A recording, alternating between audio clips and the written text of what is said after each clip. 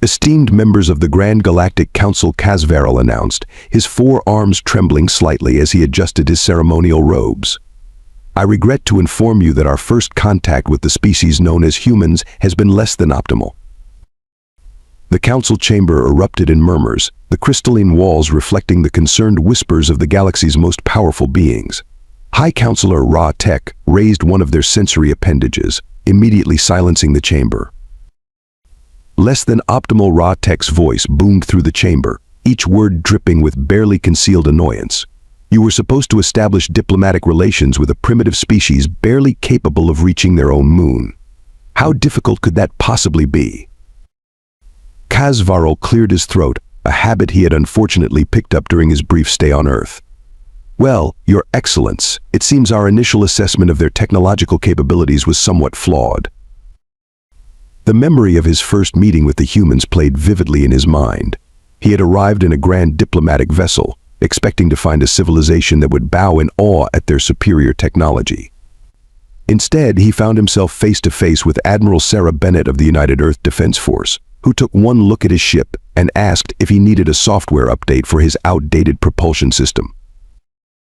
You see, Casvarel continued, his secondary hearts beating erratically, when we arrived at their space station to present our terms of surrender and incorporation into the Galactic Alliance, they laughed. What the question came from Council Member Pax Nara, her bioluminescent patterns flashing in confusion. They laughed, Your Excellence. Then their ambassador, a rather intimidating woman named Alexandra Morgan, patted me on the back and said, and I quote, "That's adorable.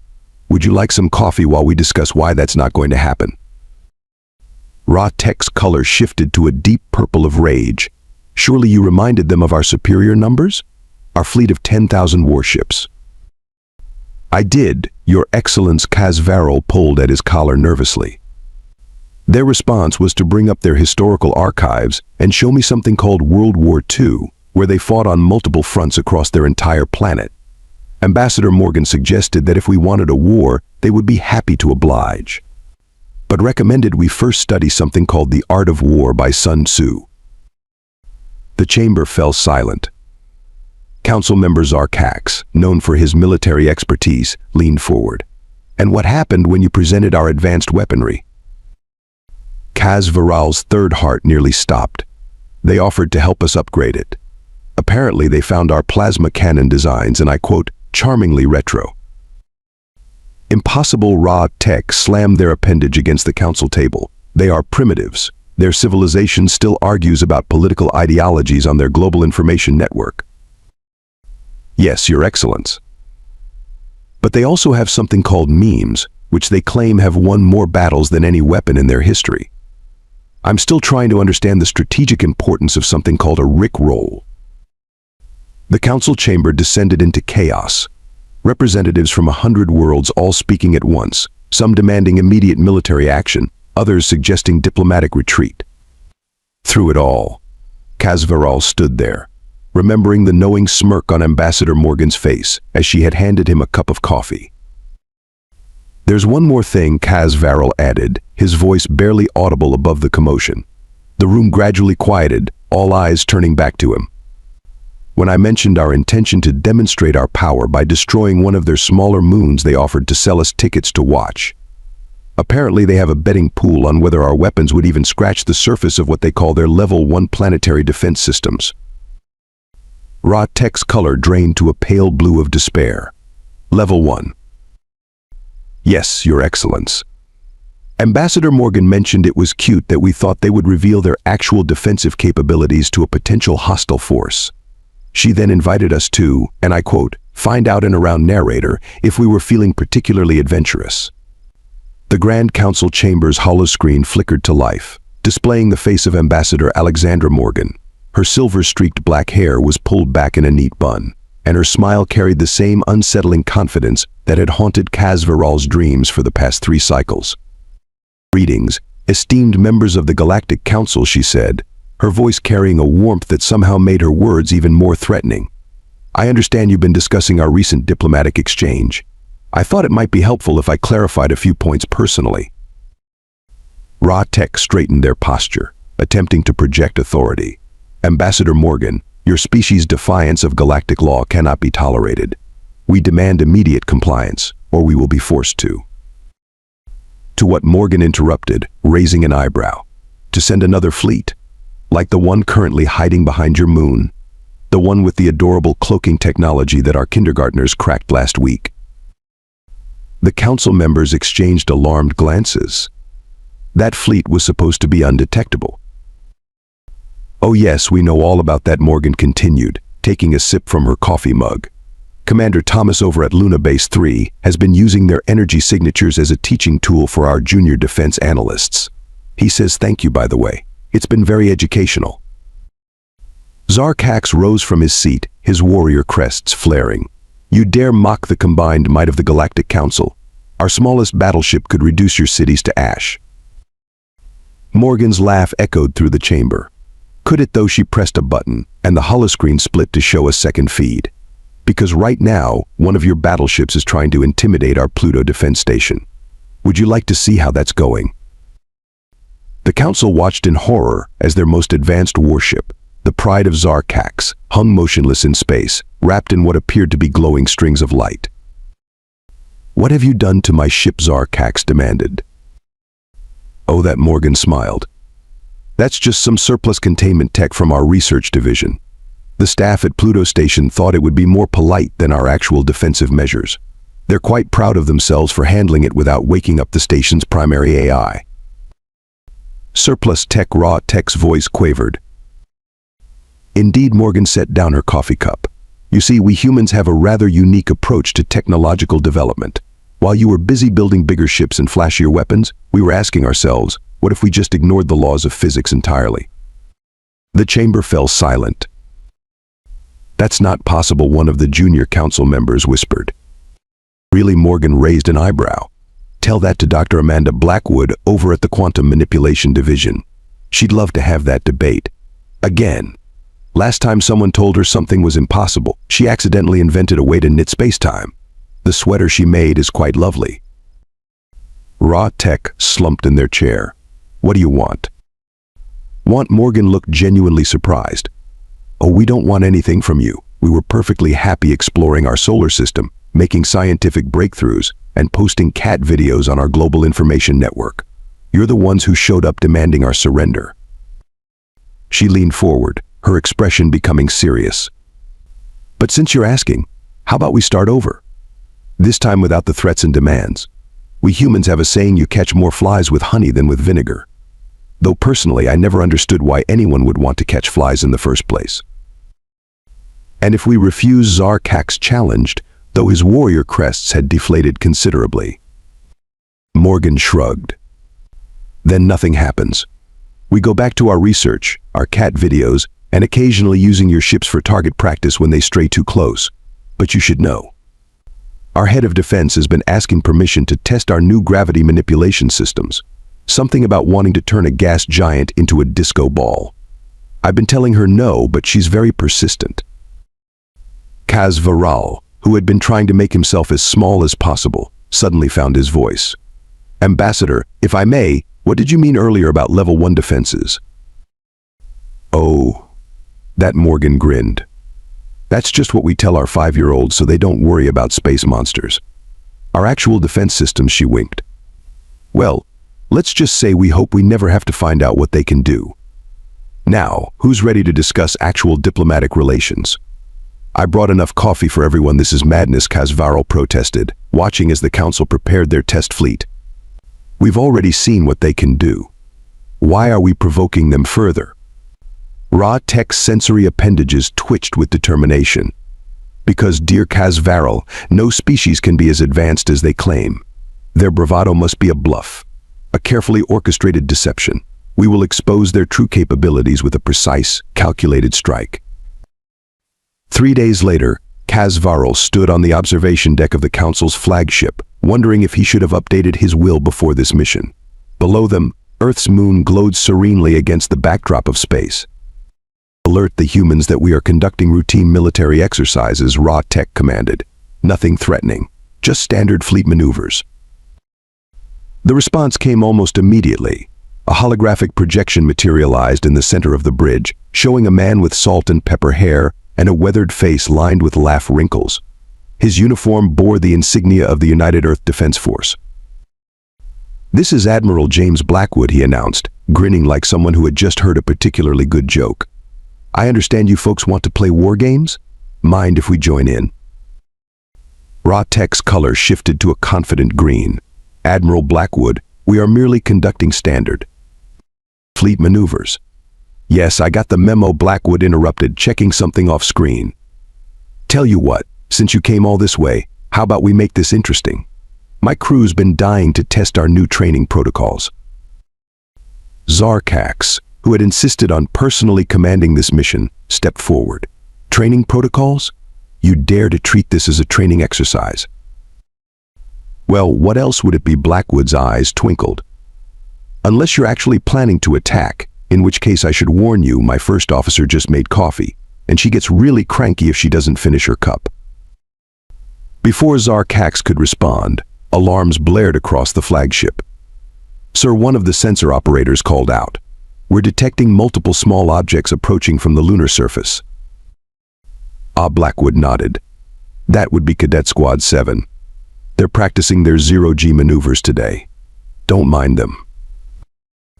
The council members watched in horror as what appeared to be human teenagers in powered armor suits zipped between their ships, occasionally stopping to take what looked suspiciously like selfies with the alien vessels as backgrounds.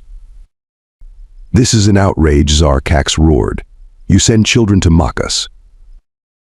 "Mock you?" Blackwood looked offended. "Not at all. They're studying your ship designs. It's part of their ancient technology appreciation course." Ra-Tech's color drained to a pale yellow of disbelief. "Ancient. Now," Blackwood said soothingly. "There's nothing wrong with classic designs. Very robust. Built to last. Speaking of which," he glanced at another screen, "you might want to power down your primary weapons systems. They're showing some concerning power fluctuations." Zarkax slammed his fist on the console. "Enough. Launch the attack squadrons. Show these humans the true might of." He never finished the sentence. Every light on the flagship suddenly turned pink. The mighty engines, capable of pushing the massive vessel through hyperspace, began playing what sounded suspiciously like Earth dance music. "Oh dear," Blackwood sighed. "I should mention that Cadet Lucy Martinez gets a bit creative when she's bored. She probably shouldn't have hacked your systems, but you know how teenagers are with their pranks." "Impossible," the council's top security expert, Telvac, rushed to a console. "Our cybersecurity is impenetrable. Our quantum encryption is adorable," a young female voice interrupted as another hologram appeared, showing a grinning cadet who couldn't have been more than 16. "But you really should update your firmware. There's a patch for that vulnerability from like 100 years ago." Blackwood cleared his throat. "Cadet Martinez, what have we said about hijacking alien vessels without permission?" "Sorry, sir," she replied, not looking sorry at all. "But their system architecture was practically begging to be improved. I even left them a digital maintenance manual, in 17 languages." By now, half the council fleet was blasting various Earth music genres, their weapons systems completely offline. The other half appeared to be engaged in what could only be described as an impromptu dance party, their navigation systems locked into synchronized movements. "Don't worry about the light show," Blackwood assured them. "The cadets are just practicing their ship-to-ship coordination. Although," he checked a readout, "your power cores seem to be running a bit hot. Might want to do something about that." Casvaro watched in fascination as one of their most advanced destroyers spun gracefully through space, trailing sparkles. "Are those space fireworks?" "Oh good," you can see those, Blackwood beamed. "Cadet Martinez was worried the quantum particle effects might not be visible to your species. She'll be so pleased." Ra-Tech, their color now cycling through various shades of distress, finally found their voice. "Admiral Blackwood, what exactly are you trying to prove here?"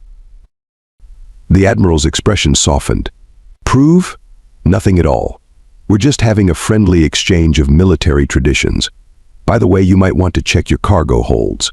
Our maintenance bots got a bit enthusiastic and took the liberty of upgrading some of your more outdated systems.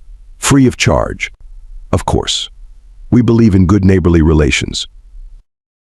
You upgraded our ship's Zarkax looked like he might faint. Just the critical systems, Blackwood assured him. Life support, navigation, safety protocols. Oh, and we took the liberty of installing content filters on your entertainment systems. You wouldn't believe the stuff that gets through on the standard galactic frequencies. Not at all suitable for the younger crew members. The bridge fell silent, except for the continuing beats of Earth music echoing through the halls. Finally, Raw Tech spoke, their voice barely a whisper. Admiral Blackwood, what would have happened if this had been a real attack? Real attack. Blackwood's smile remained friendly, but his eyes turned serious. Let's just say these cadets are part of our remedial training program, the ones who needed extra practice with the basic stuff. He paused. You really don't want to meet our regular forces. The Grand Council's emergency session had been going for 6 hours when Ambassador Priya Patel walked in carrying what appeared to be an enormous pizza box. I heard you skipped lunch, she announced to the startled assembly. And in my experience, no good diplomatic solution ever came from hangry negotiators. Kasviral watched in fascination as the composed diplomat, dressed in an elegant blue sari embroidered with what looked like mathematical equations, began distributing slices of the Earth delicacy to bewildered council members. Ambassador Patel Raw Tech began formally, this is hardly the time for ensuring basic nutritional needs are met during crucial negotiations. Priya raised an eyebrow. I respectfully disagree. Besides, I added extra cheese. Everyone loves cheese. But the Protocols Council member Telvac protested weakly, even as they sniffed curiously at the slice before them. Oh, the protocols, Priya laughed, pulling up a holoscreen. Let's talk about those. Did you know your standard first contact protocols were written by a species that communicates through interpretive dance? That explains so much about the mandatory 7-hour greeting ceremony. Several council members choked on their pizza. You mean we've been Kasviral's secondary hearts skipped a beat? Dancing your hellos for the past 3 centuries, Priya nodded. It's actually quite lovely, though your hip movements could use some work. No offense. Raw Tech, who had unconsciously taken a bite of pizza, froze mid-chew. This is outrageous. Our entire diplomatic framework needs updating. Priya finished smoothly, which is exactly why I'm here. That, and to prevent certain trigger-happy individuals from starting a war because they misread an emoji in our last transmission. Zarkax bristled. That smiling face was clearly a threat. It was a winky face, Priya corrected, and it meant Ambassador Morgan was joking about turning Jupiter into a disco ball, though technically we could do that. Our party planning committee has some wild ideas. She pulled out a tablet and began scrolling. Now, about these trade agreements. We noticed you're still using binary code for your base-level computations. Have you considered quantum neural networks? Much more efficient. We'd be happy to share the technology, though fair warning, it does have a tendency to develop a sense of humor.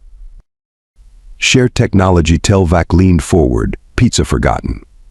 But our laws strictly prohibit the exchange of advanced technology between council members. Yes, Priya nodded. But we're not council members, are we? We're just a primitive species who happen to figure out how to fold space-time while trying to make our internet connection faster.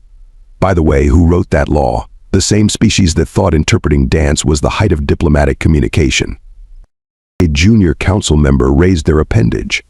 Actually, it was the Zorkath Collective. The ones who went extinct because they refused to update their medical database format, Priya asked innocently. Fascinating. The chamber fell into an uncomfortable silence, broken only by the sound of several council members quietly enjoying their pizza. Look, Priya said, her tone gentler. We understand this is a lot to process. Humans tend to do things differently. Last week, one of our scientists discovered a new fundamental force of nature while trying to keep her coffee warm. We're still not sure how that happened. But now we have self-heating mugs that occasionally break the laws of thermodynamics. She gestured to the holoscreen, which now displayed a series of graphs and charts. These are our current technological growth trajectories. Yes, they look exponential. No, we're not entirely sure why. Our best guess is that it has something to do with our tendency to ask what if, followed by hold my beer. Hold your beer, raw text translator struggled with the phrase. An earth beverage, Priya explained. The phrase typically precedes either a brilliant scientific breakthrough or an emergency room visit. Sometimes both. We're working on that ratio.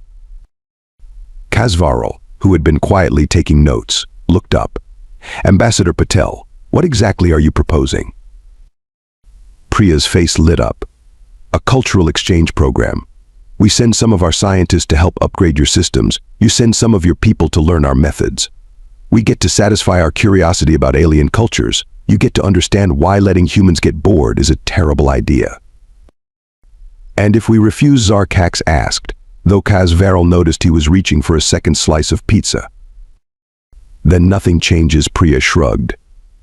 Except maybe the frequency of mysterious technological breakthroughs in your territory. Our scientists can get quite enthusiastic about sharing knowledge, especially when told they're not supposed to. Just last month, someone uploaded the complete works of Shakespeare to your network, translated into all known galactic languages. The AI did the translations as a hobby. Raw text color shifted to a thoughtful blue. You're saying we don't have a choice? Oh no, Priya corrected, pulling out a box of garlic bread. You absolutely have a choice. We're just suggesting that working with us might be more fun than working against us. Also, there's dessert after this. I brought tiramisu. The council chambers had been converted into what humans called a show and tell session. Dr. Marcus Rivera stood at the center, surrounded by floating holograms of Earth's scientific achievements. His casual demeanor and worn lab coat with scorch marks somehow made the presentation even more unsettling. So you see, he explained, gesturing to a complex diagram, we actually achieved faster than light travel by accident. We were trying to make a more efficient coffee maker, but Jerry and quantum mechanics sneezed during the experiment. The resulting energy surge created a localized space-time bubble that well. Long story short, we now have coffee makers that can brew your morning cup yesterday. Ra-Tech stared at the diagram, their color cycling through shades of disbelief. You discovered temporal manipulation through a beverage dispensing accident. Oh, that's nothing, Marcus waved dismissively. Wait until you hear about how we solved gravity. My daughter's pet hamster had something to do with that one. Still not quite sure how, but the little guy's really good at quantum physics now. Kasvaral, who had been furiously taking notes, dropped his datapad. Your pet animals understand quantum physics. Just the one hamster, Marcus clarified. Though my neighbor's cat might have achieved sentience last week, she's been solving complex mathematical equations, but we think she's just doing it to show off. The scientist pulled up another hologram, this one showing Earth's defense grid. Now, about our military capabilities. We tried to keep things simple, but you know how engineers get when they're caffeinated. One of them asked why our planetary shields couldn't also generate free Wi-Fi, and well, he gestured to a complicated network of energy patterns. Now we have the best internet coverage in the galaxy, and our defense grid occasionally posts memes on social media. Your defense system posts memes, Telvak looked ready to faint. Only the good ones, Marcus assured them. It has standards. Though last Tuesday it got into a pun battle with the Mars colony's AI. We had to shut down the network for an hour just to stop the dad jokes. He moved on to another display, this one showing what appeared to be a small wristwatch. This is probably our most significant breakthrough. We call it the everything device. It started as a smartwatch project but somehow gained the ability to manipulate fundamental forces of nature. The engineering team says it was an accident, but personally, I think the quantum AI we developed got bored and decided to rewrite physics. You have an AI that can rewrite physics. Ra-Tech's voice was barely a whisper. Had Marcus corrected, it decided to retire and now runs a digital art gallery, says it's more fulfilling. Though it still helps out occasionally when it's not busy critiquing modern art. Zarkax, who had been unusually quiet, finally spoke up. Why are you revealing all this to us now? Marcus's expression turned serious for the first time. Because you need to understand something fundamental about humans. All these breakthroughs, all these accidents that turned into world-changing discoveries, they happen because we never stop asking questions. We never stop pushing boundaries. Not because we want power, but because we're curious. He pulled up one final hologram, showing Earth's first crewed rocket next to their latest space vessel. In less than 300 years, we went from barely reaching our own atmosphere to casually manipulating the fabric of reality. Not because we're special, but because every time someone told us something was impossible, we took it as a challenge. The scientist grinned. Do you know what happened when our physicists were told faster than light travel was impossible? They spent a week trying to prove it was impossible, found a loophole in reality instead, and now we have ships that can skip through dimensions because they forgot they weren't supposed to. He looked around the chamber, meeting each council member's gaze. We're not showing you this to threaten you. We're showing you this because we want you to understand why threatening us was never going to work. Humans don't respond well to being told what they can't do. We tend to do it anyway, usually by accident. Often, while trying to do something completely different. Like discovering temporal manipulation while making coffee, Casvarl asked weakly. Exactly, Marcus beamed. Though to be fair, that coffee maker is still causing temporal anomalies. Last week it served me a cup of coffee from next Thursday. It was terrible, so now I know to avoid that blend in the future. Or is it the past? Temporal grammar is tricky. The Grand Council chamber had never seen anything quite like this. The formal seating arrangement had been abandoned in favor of what humans called a casual brainstorming session, complete with coffee, snacks, and a quantum hologram that kept rearranging itself because it found the standard 3 dimensions too limiting. So Ambassador Morgan said, sharing a knowing look with Ambassador Patel, have we moved past the whole threatening war thing? Ra-Tech, whose color had finally settled into a peaceful shade of azure, nodded. I believe we have significantly revised our position on humanity's place in the galactic community. Wonderful, Dr. Rivera exclaimed from where he was showing a group of fascinated council scientists how to make their datapads dimension hop. Though I should mention, the coffee maker from next Thursday wants me to warn you about something.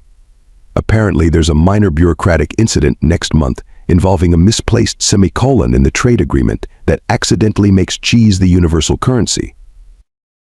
We can't have that, Priya interjected. Some of us are lactose intolerant. Casvarl, who had been compiling the official record of events, looked up from his notes. I believe we should address the formal terms of our new alliance. The traditional process requires 7 years of negotiation, followed by... Oh, we took care of that already, Ambassador Morgan interrupted cheerfully. Remember that AI that retired to run an art gallery? It got bored again and rewrote all the paperwork, made it much more efficient, also added some lovely illustrations. But the regulations, Casvarl began, have been updated, Priya finished. The AI was very thorough. It even included a section about proper pizza sharing protocols during diplomatic meetings. Very forward-thinking. Admiral Blackwood's hologram appeared, now wearing what appeared to be a party hat. If I may add, the cadet squad has finished upgrading your fleet's entertainment systems. They also started a galaxy-wide gaming tournament. Apparently your crews are surprisingly good at something called Mario Kart. Zarkax, who had spent the last hour trying to understand human memes, looked up. Does this mean we're officially allies now? Better Morgan smiled. We're friends. Though fair warning, that means you'll have to deal with human enthusiasm on a regular basis. We tend to get excited about, well, everything. As if to prove her point, Dr. Rivera's voice rose above the general chatter. And if you think that's cool, wait until you see what happens when we combine your hyperspace theory with our quantum coffee maker. We might accidentally create a new universe, but I'm sure it'll be fine. We'll just make sure it's properly caffeinated. Ra-Tech raised their sensory appendages. Perhaps we should establish some safety protocols. Already done, Priya assured them. We have a standard procedure for accidental universe creation. It's filed under M for mistakes we're totally going to make anyway. I have a question, Telvak ventured. If we're going to be sharing technology, how do we prevent accidents? Prevent them, Morgan laughed. Oh, you sweet summer child. We don't prevent accidents. We just make sure they're interesting ones. Speaking of which, she checked her watch, which may or may not have been manipulating reality. Dr. Rivera's hamster is about to give a lecture on 11-dimensional physics. Anyone want to attend? The council chamber erupted in a flurry of movement as various members rushed to witness this unprecedented event. Casvarel stayed behind, adding one final note to his report. Official recommendation: abandon all previous protocols regarding humanity. They will be ignored anyway, probably resulting in accidental scientific breakthroughs. Suggest creating new classification: humans approach with wonder, not caution. Warning: may accidentally improve your civilization while trying to make better hot beverages. Yes. The coffee maker from next Thursday says everything will work out fine, except for a minor incident involving a teleporting cat and the council's central database. But apparently that was going to happen anyway. As Casvarel finished his report, he noticed his datapad had started broadcasting cat videos. He decided not to mention it. After all, that was probably going to be the least strange thing to happen today. In the background, he could hear Dr. Rivera enthusiastically explaining how his daughter's hamster had just solved the universe's entropy problem while running on its exercise wheel. The council scientists were taking notes, though several of them appeared to be questioning their entire careers. "Welcome to the future, Ambassador," Morgan said, appearing beside him with a fresh cup of coffee. "It's weird, wonderful, and probably not working quite the way anyone expected. But that's humanity for you. We specialize in making the impossible possible, usually by accident, and always with style." Casvarel accepted the coffee, noting that it tasted suspiciously like victory. And somewhere in the vast expanse of space, a cat was probably plotting to take over the council's database, a hamster was rewriting physics, and humanity was changing the galaxy one impossible accident at a time. He couldn't wait to see what they would break next, preferably from a safe distance.